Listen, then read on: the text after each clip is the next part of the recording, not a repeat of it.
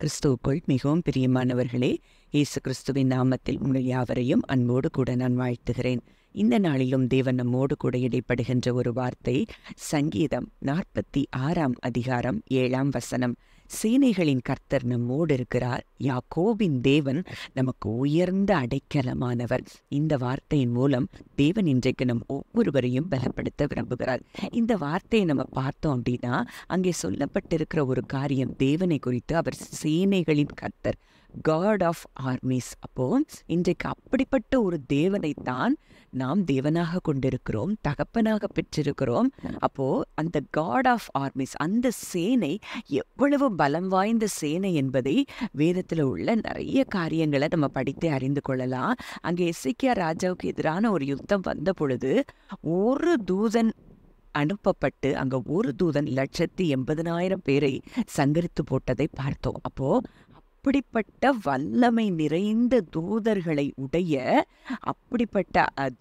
உடைய தேவன் தான் நம்முடைய தேவன். இன்றைக்கு அப்படிப்பட்ட தேவன் எங்க இருக்கிறாரா? நம்ம கூட இருக்கிறாரா? அவரே நமக்கு உயர்ந்த அடைக்கலமாய் இருக்கிறார். யாக்கோபின் தேவன் நமக்கு உயர்ந்த அடைக்கலமாய் இருக்கிறார் என்று சொல்லி வேதம் சொல்லுகிறது. இதே வார்த்தையை நான் இங்கிலீஷ்ல டிபிடி வெர்ஷன்ல வாசிக்கிறேன். Here he comes, the commander. The mighty Lord of angel armies is on our side. The God of Jacob fights for us.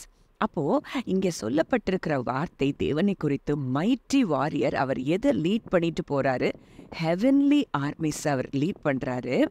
அது எதுக்காக அந்த வார்த்தை சொல்லப்பட்டிருக்கிறார்? நம்முடைய ப்ரொடெக்ஷன், நம்முடைய ஜெயம் எல்லாம் அவரை நம்பி இருக்கிற பிள்ளைகளுக்கு உண்டானது அப்படிங்கிற வார்த்தையை அங்கே சொல்லப்பட்டிருக்கிறத பார்க்கிறோம். அப்போ இன்றைக்கு அவர் எங்கே இருக்கிறாரா? அப்படிப்பட்ட தேவன் இன்றைக்கு எங்கே இருக்கிறாரா? நம்ம கூட இருக்கிறாரா?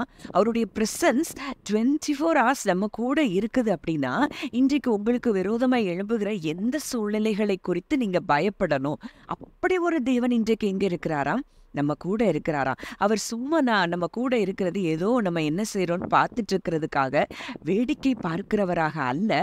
நம்ம வாழ்க்கையில ஒவ்வொரு காரியத்திலையும் அவர் ஆக்டிவா இன்வால்வ் பண்ணுகிற தேவன் அப்படிங்கிறத நம்ம அறிந்து கொள்ளணும். அப்படி அறிந்து கொண்டோம்னா அதுதான் நம்ம பார்க்கிறோம், தேவனை குறித்து அறிகிற அறிவு தான் நமக்கு கிருபையும் சமாதானமும் பெருகும் அப்படிங்கிறத பார்க்கிறோம். அப்போ இன்றைக்கு நீங்க தேவனை அப்படி அறிந்து கொள்வீங்கன்னா உங்க வாழ்க்கையில சமாதானம் பெருகும், கிருபை பெருகும். அப்போ அங்கே இன்னொரு வார்த்தை சொல்லப்பட்டு இருக்கிறது என்னன்னா, அங்கே யாக்கோபின் தேவன். அப்போ அங்கே ஆபிரகாம், ஈசாக்கு, யாக்கோபு எல்லாரும் உடன்படிக்கையின் கீழே இருக்கிறாங்க.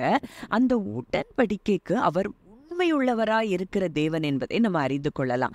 அப்போ அப்படிப்பட்ட உடன்படிக்கையின் ஜனங்களுக்கு அவர் உண்மையுள்ளவராய் இருந்து அவர் அவர்களை பாதுகாக்கிறார் என்றால், இன்றைக்கு அந்த ஆட்டுக்குட்டியின் இரத்தத்தின் மூலம் உடன்படிக்கை செய்து கொண்ட அந்த தேவன் அவ்வளோ அந்த உடன்படிக்கைக்கு உண்மை உள்ளவராய் இருப்பாரானால், இன்றைக்கு தம்முடைய சொந்த குமாரனுடைய இரத்தத்தின் மூலம் குமாரனே தன்னுடைய இரத்தத்தையே சிந்தி அவருடைய உடன்படிக்கை, இன்றைக்கு அந்த இரத்தத்தின் மூலம் நமக்கு புது உடன்படிக்கை அவர் செய்திருப்பாரானால், அந்த உடன்படிக்கைக்கு அவர் எவ்வளவு உண்மை உள்ளவராயிருப்பார், எவ்வளவு தூரம் நம்மை பாதுகாப்பார். இன்றைக்கு 24 மணி நேரம் எபிரேயர் 12, 22 முதல் 24 வசனங்களை நீங்க தியானித்து பாருங்க.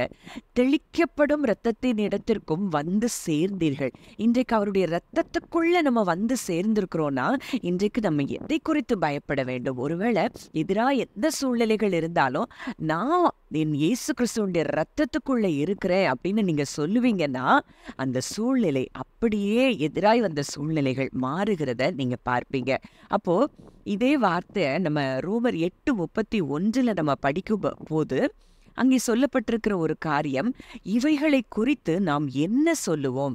தேவன் நம்முடைய பட்சத்தில் இருந்தால் நமக்கு விரோதமாய் இருப்பவன் யார்? தம்முடைய சொந்த குமாரன் என்றும் பாராமல் நம் எல்லாருக்காகவும் அவரை ஒப்பு கொடுத்தவர் அவரோடே கூட மற்ற எல்லாவற்றையும் நமக்கு அருளாதிருப்பது எப்படி?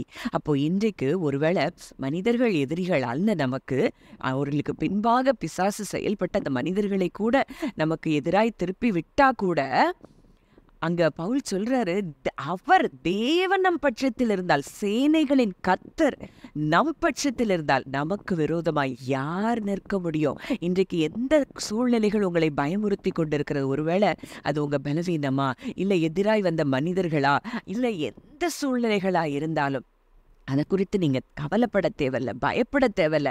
ஏன்னா சேனைகளின் கர்த்தர் இன்றைக்கு உங்க கூட இருக்கிறார். உங்களை ஒரு நாளும் அவர் கைவிட மாட்டார். அதுதான் அடுத்த வசனம் சொல்றாரு. குமாரனையே கொடுத்துட்டாரே, அப்போ நமக்கு மற்ற எல்லாவற்றையும் நமக்கு எப்படி தராம இருப்பாரு அப்படின்னு சொல்லப்பட்டிருக்கிறத நம்ம பார்க்கிறோம். ஒருவேளை இன்றைக்கு நிறைய பேருடைய பயம் என்னன்னா, எங்கேயாவது வெளியில போயிட்டு வர்றோம் அப்படின்னாலே, நம்மளுடைய குடும்பத்தார் போயிட்டு வராங்க, கொஞ்சம் தாமதமானா நம்ம இருதயங்கள்ல பயம் நிரப்பப்படுகிறத பார்க்கிறோம். ஆனா நம்ம பயப்பட தேவையில்லை. ஏன்னா சேனைகளின் கர்த்தர் அவர் எப்பவும் தன்னுடைய தூதர்களுக்கு அவருடைய பிள்ளைகளுக்கு அவர் இன்ஸ்ட்ரக்ஷன் கொடுக்கிறத சங்கீதம் 91:11 பார்க்கிறோம். உன் வழிகளிலெல்லாம் உன்னை காக்கும்படி உனக்காக தம்முடைய தூதர்களுக்கு கட்டளையிடுவார். அவர் கட்டளையிட்டுட்டார்னா நம்ம எதற்கு பயப்பட வேண்டும்? இன்றைக்கு தேவனை குறித்து அறிகிற அறிவு, இப்படிப்பட்ட அறிவை நம்ம கொண்டிருந்தோம்னா, நம்ம ஒரு பயமில்லாத தேவன் மேல நம்பிக்கையுள்ள ஒரு வாழ்க்கை வாழும்போது நிச்சயமா நம்ம எல்லா ஆசீர்வாதங்களையும் சுதந்திரித்துக் கொள்ள முடியும். ஜெபிக்கலாம். நல்ல தகப்பனே, நன்றியோடு உம்மை துதிக்கிறோம், ஸ்தோத்தரிக்கிறோம் அப்பா. இந்த நாளிலும் எங்களோடு கூட இடைப்பட்ட உம்முடைய வார்த்தையின்படி சேனைகளின் கர்த்தர் நீர் எங்களோடு இருக்கிறீரப்பா. யாக்கோபின் தேவன் எங்களுக்கு உயர்ந்த அடைக்கலமாய் இருக்கிறீர். இன்றைக்கும் எதை குறித்தும் நாங்கள் பயப்பட தேவையில்லை என்ற சத்தியத்தை உம்முடைய வார்த்தையின் மூலம் அறிந்து கொண்டோம் தகப்பனே. இந்த வார்த்தையை கேட்கிற ஒவ்வொருவரையும் இந்த வார்த்தையின் மூலம் நீர் பலப்படுத்தும்படியாய் நாங்கள் ஜெபிக்கிறோம். கர்த்தர் அப்படியே இந்த வார்த்தையின் மூலம் பலப்படுத்தி ஒவ்வொருவரையும் ஆசீர்வதிக்கிற கிருபைக்காய் நன்றி செலுத்துகிறோம். இயேசுவின் மூலம் கேட்கிறோம் ஜீவனுள்ள நல்ல பிதாவே, ஆமேன்.